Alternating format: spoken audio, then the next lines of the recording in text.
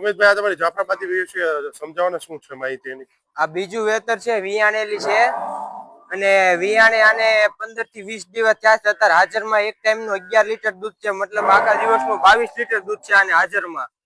અને આ સેલ માટે અવેલેબલ છે. નીચે શું છે? નીચે આને પાડી છે. હા, કોઈ પણ કિસાન ને આ ભેંસ લેવી હોય તો આપડા ફાર્મ ઉપર વિઝિટ કરી શકે છે. આનું આવા તમે જોઈ શકો છો. તમારા ફાર્મ નું એડ્રેસ એક આપી દો ને. એડ્રેસ મારું ભાવનગર માં નારી ચોકડી છે. જોઈ શકો છો દર્શક મિત્રો.